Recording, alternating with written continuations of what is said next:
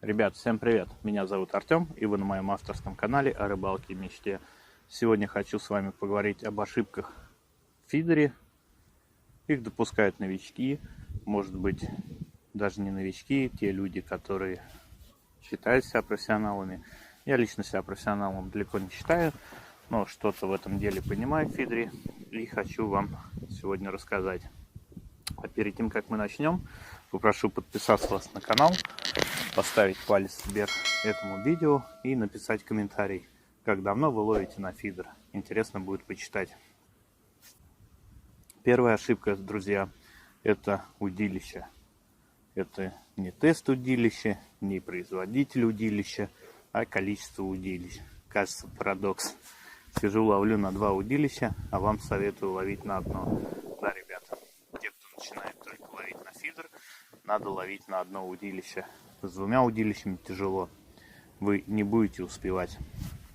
И даже если посудить так, то на одну удочку, когда клюет, можно намного больше поймать рыбы, чем на 2 удочки. Сейчас я просто сижу, клев не очень сильный, и я вполне успеваю ловить с 2 удилищами. Но для новичка это будет тяжело. Ему тяжело с одним удилищем обращаться, насаживать мотыля, кормить одну точку, а тут надо 2 точки выбрать, кормить. Поверьте, ребят, если вам кажется, что вы поймаете на 2 удилища больше рыбы, чем на одно, нет, это не так. Да, это может работать в бесклевье, но когда рыба клюет, второе удилище только мешает. Вы поймаете намного меньше рыбы, чем с одной удочкой. Вторая ошибка, ребят, это выбор места лова, а вернее не выбор места лова. Часто вижу у своих знакомых, да и так на берегу, что люди приезжают ловить на фидер, закидывают просто так, даже не клипсуясь, или может быть он первый раз закинул, заклипсовался и постоянно туда кидает. Он не понимает, где он ловит. Он, может быть, на отвесной бровке кидает кормушку и пытается там поймать рыбу. Может быть, когда-нибудь шальная плотва залетит на это. Но опять же, весь корм будет скатываться вниз. И в принципе, да, внизу бровки будет рыба кормиться. Она и всегда там кормится, потому что по бровке всегда скатывается вниз. Почему-то некоторые считают, что уделить там в начале рыбалки 25-30 минут на то, чтобы пробить дно, найти точку лова хорошую, это долго. А потом сидят и жалуются на то, что у них не клюет рыба. В корне с этим не согласен. Это, можно сказать, одна из самых главных ошибок. Ребят, правильно выбранная точка лова – это, наверное, 70% успеха в фидерной рыбалке. Вот она, подлещик.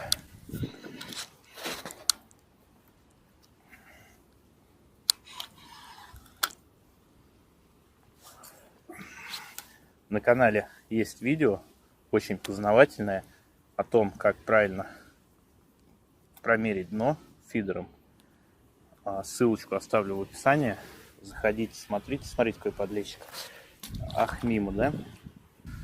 Чтобы у вас было понимание, как это делать, заходите, спускайтесь в описание. Я оставлю там ссылочку на это видео. Сразу, ребят, уже, наверное, оговорюсь.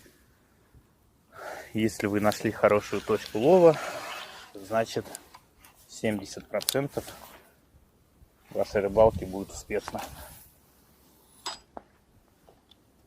Лучше уделить этому 20, даже 30 минут, хорошо обкидать и потом сидеть ловить рыбу, когда рядом товарищ какой-нибудь будет сидеть и будет говорить, что сегодня просто не клевало и ничего не ловить. Третий, ребят, наверное, тоже одна из главных ошибок – это прикормка. Опять же, речь пойдет не о производителе прикормки, не о количестве, там, как говорят, там, спортсмены ведрами закидывают. Вот сижу, ловлю, 2 пачки у меня прикормки есть, и до сих пор ловлю. Прикормка, ребят, не должна быть пластилином. Смотрите, как она сыпется. С другой стороны, я ее сжал, это плотный комок. но он рассыпается. Часто тоже замечаю, что люди мешают прикормку, зальют туда воды, сразу бахнут, и у них она становится как пластилин. Она не успевает впитать в себя воду всю. Дождик начал капать. Не успевает в себя впитать всю воду и становится как пластилин. Потом, если вы прикормку переувлажнили, потом вы с ней уже ничего не сделаете. Будете вы туда добавлять еще прикормки, она все равно останется пластилином. В общем, прикормку надо делать аккуратно. И никогда, ребят, не делайте прикормку в одно увлажнение. Всегда, ребят, надо делать хотя бы 2 увлажнения, а лучше 3, конечно. Как раз пока разговариваем про прикормку, еще один очень важный момент, это о том, что добавляем в прикормку. Будь это пшено летом. Кстати, ребят, после сентября не советую добавлять пшено. Будь это кормовой мотыль, будь это опарыш, живой, резанный, в любом виде. Никогда сразу не добавляйте это в прикормку. Делайте это порционно. Поклевочка. Что я имею в виду? Вот, допустим, если посмотреть, у меня здесь видно, что в прикормке есть уже и кормовой мотыль, и опарыш там лазит. Все почему? Я изначально, когда замешал прикормку, закормил точку, сделал пару кормушек с мотылем и закинул. И смотрел на эффект. Эффект появился. Мелкая рыба типа окуня, ерша не подошла, а плотвичка начала лучше клевать. Я такой думаю, хорошо, тогда я весь свой кормовой мотыль возьму и перемешаю с прикормкой. Ну, изначально я так не делал. Почему? Потому что могло получиться так, что я размешал бы мотыля с прикормкой, начал бы кормить точку, и пришла какая-нибудь нехорошая рыба, типа окуня, ерша, там, подкаменщика. Все. И они бы ели мотыль, и ты бы никогда бы от них не избавился бы там. И что делать? Искать новую точку, только лова. А оно надо? Нет, не надо. Поэтому всегда, ребят, добавляем изначально чуть-чуть и смотрим на эффект. Эффект положительный, можно перемешать. Эффект отрицательный, не перемешиваем и не добавляем ни мотыля, ни опарыша в прикормку. И даже с пшеном я советую делать даже летом. Сначала чуть-чуть, прям в кормушку, чуть-чуть добавляем, смотрим результат. Лучше стало, тогда можно перемешивать. В общем, ребят, в прикормку сразу добавки не мешаем. По поводу аромы, это совершенно другое. Ароматика, но опять же, смотря какой водоем. Я сейчас нахожусь на Нижней Москве-реке, и я знаю, что рыба тут любит ароматику. Ее можно сразу же добавлять в прикормку, и ничего страшного не случится. Особенно если ты ловишь здесь не первый раз, и ты уже знаешь какие-то предпочтения рыбы. В общем, ребят, третий пункт, это у нас была прикормка. Делаем прикормку правильно. Сразу в нее живой компонент не добавляем. Пробуем по чуть-чуть. Если рыбе заходит, тогда мешаем и добавляем. Четвертая ошибка – это оснастка. Часто вижу тоже людей, которые пользуются этими трубочками, противозакручиватели, или как-то они так называются. Ребята, это не фидер. Ну, они, в принципе, ловят как не на фидер. В общем, они закинут и ждут. Колокольчик повесят и ждут поклевки. Да, у них длинный поводок, как на фидере. Но, ребята, это так не работает. Любой вам человек, который ловит на фидер, скажет, это просто, как называется, дубинить.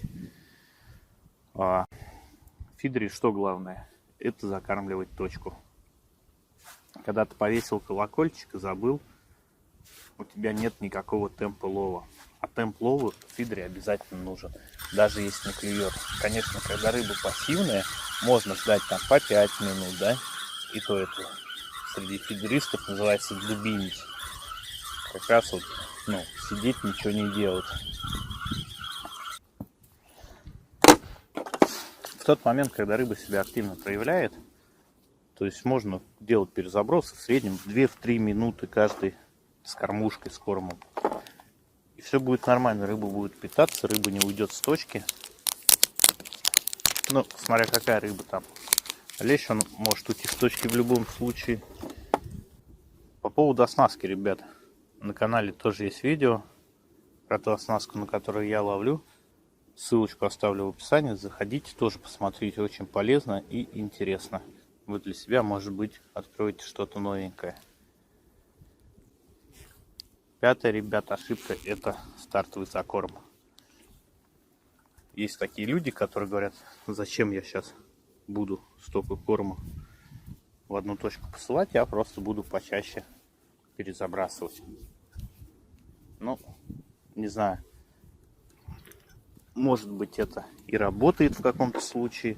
Но мое мнение, когда ты приехал на рыбалку, ты должен сразу дать понять рыбе, обозначить эту точку лова, где ты будешь ловить. В общем, ребят, я считаю, это, конечно, мое субъективное мнение, что стартовый закорм нужен обязательно и зимой, и летом, и всегда. Рыба должна знать, где она будет питаться. Оп, поклевочка.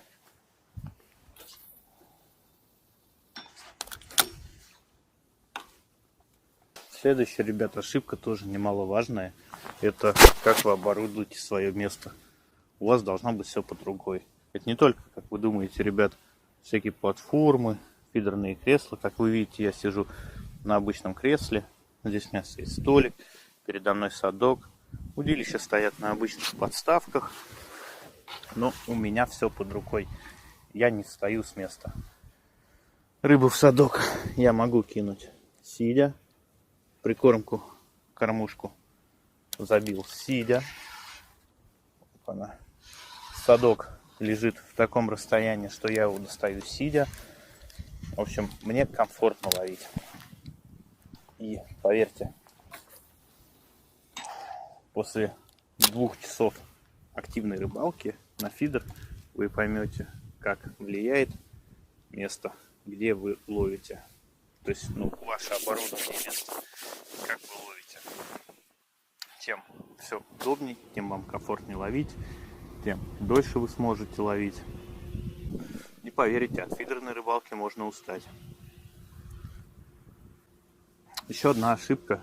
Почему-то многие начинающие рыболовы считают, чем больше, тем лучше. Но здесь в фидере это тоже не работает. Это имеется в виду, что я насажу сейчас 15 мотылей на крючок, и рыба клюнет побольше. Нет, ребят, сколько я ловлю рыбу, я убедился в том, что рыба умеет считать. Самый универсальный у меня это, наверное, 1 опарыш и 2 мотылика. Бывает 3 мотылика, бывает 4 мотылика.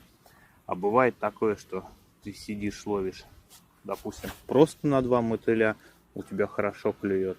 И ты такой: дай-ка я попробую одеть 3 мотыля.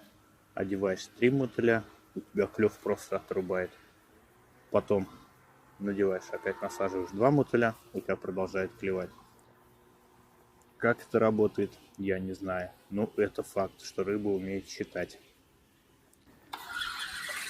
Ребята, самая главная ошибка не только в фидере, а во всех рыбалках — это не верить в успех своей рыбалки. Если вы верите в успех своей рыбалки, значит и рыба будет клевать. Сегодня я сижу, у нас изменение температуры на 12 градусов, было 2 градуса тепла, сегодня 14 градусов тепла. Полнолуние, ветер, а рыба, как вы видите, клюет. В общем, вот такие ошибки были начинающих фидеристов. Может быть, для кого-то это банальщина, может кто-то для себя что-то усвоит. А с вами был Артем. Вы были на канале о рыбалке и мечте. Всем удачи, всем пока.